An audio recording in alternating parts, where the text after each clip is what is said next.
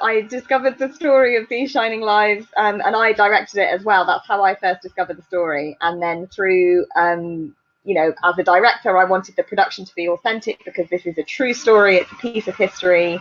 And so I read everything I could about the women, and I realized there was no book that, as the plays do, puts them center stage and tells the story from their perspective. So that's where the inspiration from the book came from. It was through realizing that there was no book out there that, gives them that voice that the plays do try to give them. There was no book that did that and kind of presented the real history in that way. So that's where it came from. Yeah, so go ahead and tell us a little bit about the Radium Girls book, and maybe even a little bit about your process of writing it. Okay, and so the kind of intention behind the book, as I say, was to give the real Radium Girls a voice. So it is full of first-person quotations from them, from Catherine Donahue, who has the leading role in These Shining Lives, the play, from Pearl Payne, from Charlotte Purcell, Frances O'Connell. And it is their court testimonies, it's their diaries, their letters. And so my research process was to come to America to, go to those libraries and museums that hold the letters of the women and case files from their lawyers and things like that, and to interview people, for example, Charlotte's granddaughter, Charlotte's son, Catherine's, nephew, Catherine's great niece, and so on. And so I really tried to track down those family members so that they could tell me what the girls were really like, because that's what the book intended to do. It was to put these real people, within the pages of my book and give them a platform there.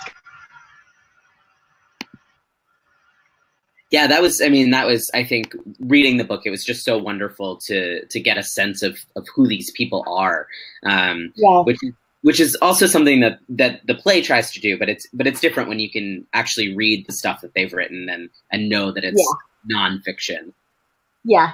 Yeah, so it was extraordinary, obviously, having done the play first, and Melanie Marnich obviously creates these incredible characters. They're just such a joy to watch on stage and to hear them tell their stories. And it was also very special, of course, to hear from their relatives what they were like, because there are, I think Melanie calls it in her kind of intro, it's a work of creative non-fiction, I think she calls it, or something like that. And so she has understandably made some changes for dramatic effect, or in order to tell the real story of the Radium Girls, in a way that is engaging and so on. So you need different characters.